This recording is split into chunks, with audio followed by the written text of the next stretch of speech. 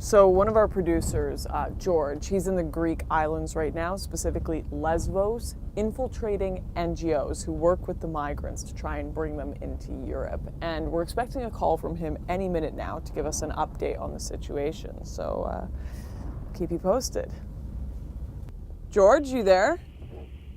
Yes, can you hear me? Yeah, I haven't heard from you in days. What's going on? I've got to be really quick. I've managed to sneak away for 5 minutes.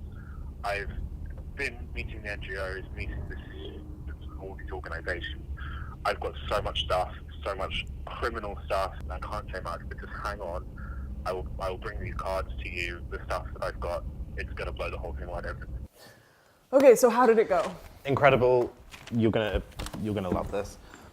So, Advocates Abroad. Yep. Really serious NGO operating in the Greek islands. 17 countries in total, but primarily based in the Greek What do islands. they do? They do legal aid, representation, coaching for refugees before they have their asylum interview. So With the Greek government? Yep. So once they get to Moria, they have their interview. That's where they decide, are they going to go to Athens, are they going to go to Europe, are they sent back? 380 staff. They've had about 15,000 people go through, more at the moment. So it's not just a couple sob stories. This is industrialized legal aid, essentially. It's huge. So their support, they take support and volunteers from like University of Cambridge, University of Oxford, University of Denver. It's massive. They're linked with the International Bar Association. Al Jazeera, Huffington Post have all written about them, done interviews. So these are the guys really that people go connected, to for their information. So the last 6 days I've been with Ariel, who is their CEO, their executive director, and she's literally told me everything. All the stuff that they shouldn't be doing, all the stuff worse stuff than we thought that they might be doing. What does that mean? So I've got all these recordings, because obviously I recorded everything so that we can use it. They're cheating the system, massively cheating the system to get these people in. Just listen to this. So we teach them how to literally, sometimes it's like as simple as this, and then how to tell their story, like how to frame it, how to literally explain it, and how to just like keep their private emotions and their private trauma private, because all of this acting is a shield. Like you have to coach people on physicality. Yeah, I see it like I tell them that this is acting. All of this is acting. It's all acting as though this is theater. So for them to get through, they must act their part in the theater. And that is the refugee and trauma, because these Yazo officers are so fucking stupid that all they know is what is written on a paper. Yazo says this is refugee and trauma. They have these characteristics. So we coach people how to have these characteristics. So they're admitting that they're teaching them to act. Yeah. She literally keeps talking about these refugees as actors, as a theatre production. So the government have created a process to try and find real refugees amongst tons of people that are trying to illegally migrate to Europe, and they're making it into a theatre class so everyone gets in. Yeah, essentially. Even if they're not a genuine essentially, they've worked out what the interviewers are looking for, and they're teaching people how to do that, how to be that. That is incredible. Let me find you this other one, actually. So like there's a formula we came up with, which is ironic because I suck at formulas, but it's like significant events, date, and location. So the way you answer all those questions is the same way. In December 2017 in Izmir, Turkey, I was threatened for being a Christian because my boss and his friends jumped me when I was leaving my church. This is the Bible they tried to tear up. This is the crucifix I was wearing that they tried to tear. And it made me feel unsafe as a Christian in Turkey. But boom. And that way you have the event, the date, and the location. So you've given them a very specific answer, and you've kept it to be a tight, short answer as well, rather than rambling about. So they're much more likely to believe it. Exactly right. Yeah, and it's much harder to refute because you have all the elements in there.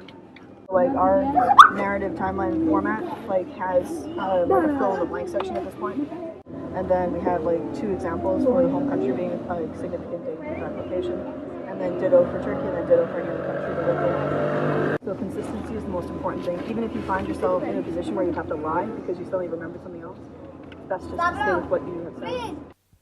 So they've got experts that have made a list of refugees will act like this. They'll have these things that they'll say. They know what actual persecution happens under these governments. And these legal advocates are teaching people the words to say. Yeah, she's been very explicit with me. They have literally lists of words. So if you're vague, if you're uncertain, any of that stuff, those are buzzwords that if the interviewer writes those down, you don't get your asylum. But on the other hand, there are certain words that if the interviewer writes down, certain characteristics, literally emotion, if you're emotional, then they will wave you through. And they put in the decision whether or not you would act with emotion. So you have to be like, or crying, or stopping, or throwing up, or asking for a break. So it's becoming an actor. You have to tell people to ask to take a break. Oh, we do. We actually do role playing. And so like we prepare for the folder.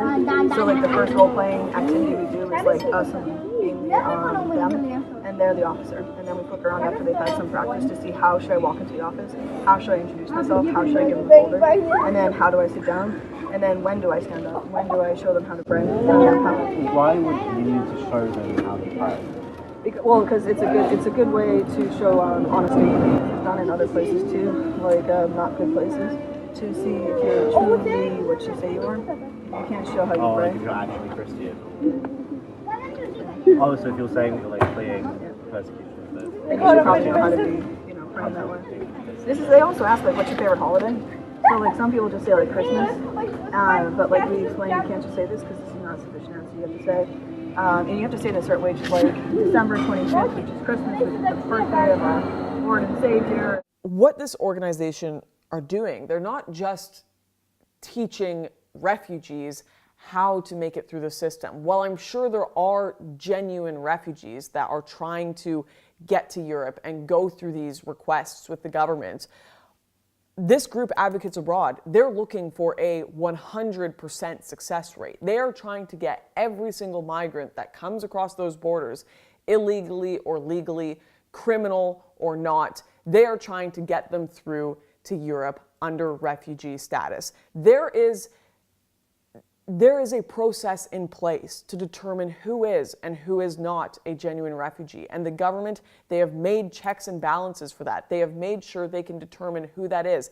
And this group, they are trying to skirt that process. They are trying to make a mockery of Europe's borders and get every single person through. One of the craziest things in that recording is the fact that they are teaching people who could very well be, many who are likely Muslim, who are perfectly safe in many Middle Eastern countries, how to pretend to be Christian, how to pray, how to say that Christmas is their favorite holiday.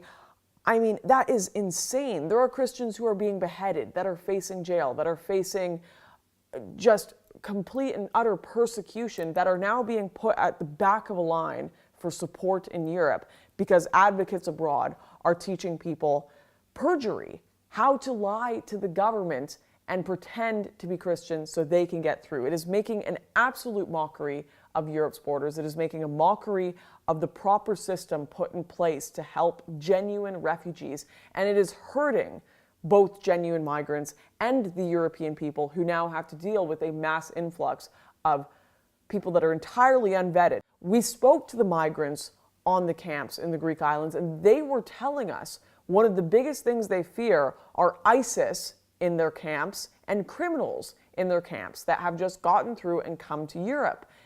And there is a very good chance that Advocates Abroad are coaching those people as well, are coaching criminals, are coaching ISIS how to skirt the system, how to get by and lie to the government and get into Europe. Of course there are people who need legal help. Of course there are genuine refugees out there, but what they need is non-partisan, real legal help, not like actual activists that are trying to do illegal behavior, not Advocates Abroad. So that was just a very small snippet of some of the amazing content we have with our project Borderless. There is still so much we have yet to expose and so much more we want to expose that the government and the media are trying to cover up. Unfortunately, so far we have come to the end of our budget for the Borderless film, but we're looking to you to help us continue this project as there is so much more we want to investigate and bring forward. If you want to help, please check out the links below or go to borderless.movie to do that. And a huge thanks to everyone who has already supported making this possible. We'll see you guys in the next expose. So